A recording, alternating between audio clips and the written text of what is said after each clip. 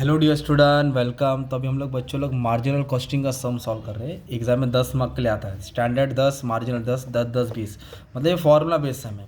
पर इसमें ना आप लोग कंफ्यूज मत होना। एक कभी कभी ईयर लिख के आता है, ये ईयर वाला सम नहीं है, ये ए और बी है। मतलब ए को अलग सॉल्व करना है, बी को अलग सॉल्व करना है, पर तभी भी फार्मूला तो याद करना ही पड़ेगा। ओके, तो फिर मार्जिनल कॉस्टिंग में सबसे पहले ना आपको इनकम स्टेटमेंट बनाना है। क्या बनाना है? Income statement.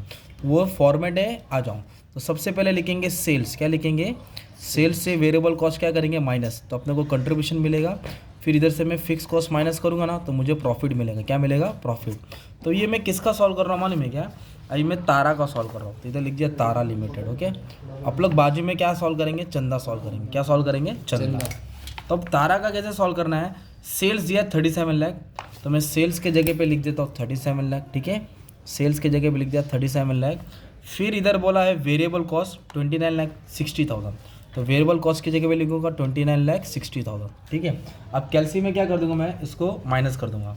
तो 37 है और 2,96,000 है, तो कितना आ जाएगा मालूम है? 40, 7,60,000 है ना। तो आराम से 3,00,000, 37 लाख माइनस 29,60, बस मुझे माइनस करने का था। अरे गलत कर दिया। क्या कर रहा है बंटी? 29,60, तो 7,40,000 है। ये मेरा हो गया कंट्रीब्यूशन। क्या हो गया मेरा? कंट्रीब्यूशन। सेल्स में से वेरिएबल कॉस्ट माइनस किया तो कंट्रीब्यूशन है। अब इधर क्वेश्चन में ना फिक्स कॉस्ट नहीं दिया, प्रॉफिट दिया भाई। फिक्स कॉस्ट देना चाहिए ना, पर क्या दिया है? प्रॉफिट। तो मैं प्रॉफिट इधर लिख दिया 1,40,000, है ना। तो इन दोनों को क्या करना पड़ेगा? ऐड करना पड़ेगा। मतलब इसको इससे माइनस करेगा तो तुमको ये फिक्स कॉस्ट मिल जाएगा ना। ये 7,40,000 है, मैं 1,40,000 कम करता हूँ, तो ये आया 6 लाख। कितना आया ये? 6 लाख। तो ये मेरा टेबल बन गया ना। इसमें तो इसको माइनस किया तो ये प्रॉफिट आ गया ना। तो मतलब कभी कभी आपको फिक्स कॉस्ट दिया रहेगा तो इसको माइनस करके प्रॉफिट आएगा। तो ये तुम्हारा हो गया फॉर्मेट, है ना। बट फॉर्मेट नहीं बनाने का था, ये अपना वर्किंग नोट रहता है। अपने को क्वेश्चंस पूछा है कि पीवी रेशियो लिखा लो, profit volume ratio, fix cost लिखा लो, ब्रेक इवन सेल लिखा लो, margin of safety, both the company.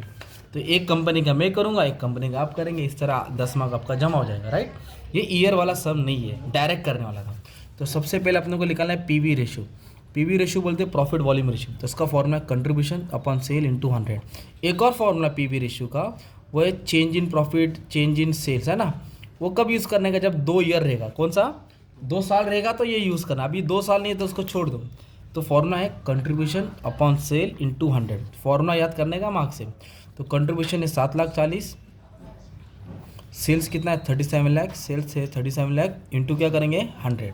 अभी मैं इसको कैल्सी में सॉल्व कर दूंगा तो अपना आंसर आ जाएगा 7,40,000 और डिवाइड करूंगा 37 लाख से और परसेंटेज दबा दूंगा क्योंकि 100 है ना। तो 20%। कितना है? तो ये आया किसका मालूम है क्या? तारा का पीवी रेशियो आया। अभी फिक्स कॉस्ट ढूंढना है। क्या ढूंढना है? Fix cost. तो इधर लिखेंगे फिक्स कॉस्ट। क्या लिखेंगे? फिक्स कॉस्ट तो आ गया ना 6 लाख भाई, डायरेक्ट लिख दिया ना, स्टार बना देने का, है ना, वर्किंग नोट। फिक्स कॉस्ट भी आ गया। अब इधर पूछा है ब्रेक इवन सेल्स। क्या बोला है?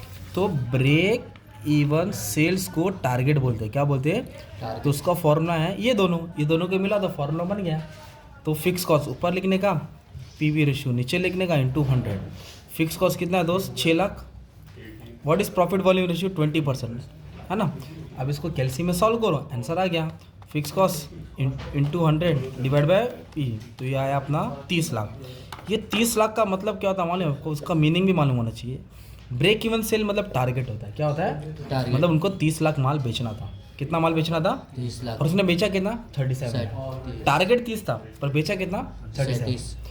अच्छा, PV ratio, fix cost, break even solve. देखो क्वेश्चन के हिसाब से यार 1 2 3। अब चौथा पूछा मार्जिन ऑफ सेफ्टी। क्या पूछा है? मार्जिन ऑफ सेफ्टी आपकी लैंग्वेज में बताता, उसको एमओ से बोलते हैं। अभी आपका एग्जाम 100 मार्क का है, 40 पासिंग है, तो क्या 40 मार्क का बच्चा पेपर लिखता है क्या? नहीं। इसको मालूम कि मैं 40 लिखा तो गारंटी नहीं कि मैं पास होगा। आजकल यूनिवर्सिटी वाले मार्क्स भी तो काट रहे हैं ना। तो बंदा 60 70 80 90 100 मार्क का लिखता है। तो जो एक्स्ट्रा लिख रहा है वो सेफ्टी होगी ना उसका। तो बस फॉर्मूला भी यही है। एक्चुअल सेल्स कितना बेचा, ब्रेक इवन सेल्स, टारगेट कितना था। ओके, तो टारगेट था 30 लाख। टारगेट कितना था? 30 लाख। और उसने बेचा 37 लाख।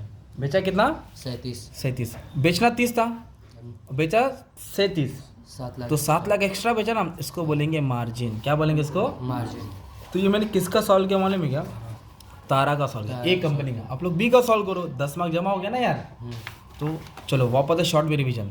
सेल्स में से क्या माइनस करेंगे, वेरिएबल कॉस्ट, तो क्या आएगा कंट्रीब्यूशन। फिर क्या माइनस करेंगे, फिक्स कॉस्ट, क्या आ जाएगा, प्रॉफिट। तो पहला formula PV ratio, contribution upon sales into 100। फिर बाद में ये फिक्स कॉस्ट से टेबल में आ जाएगा, ओके।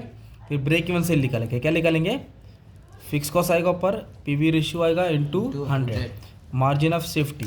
तो मार्जिन ऑफ सेफ्टी का फॉर्मूला एक्चुअल सेल्स जो हुआ, ब्रेक इवन सेल जो करना था, टारगेट ना, बस फॉर्मूला याद करना है, सम सॉल्व करना है, मतलब ये टॉपिक खत्म हो गया।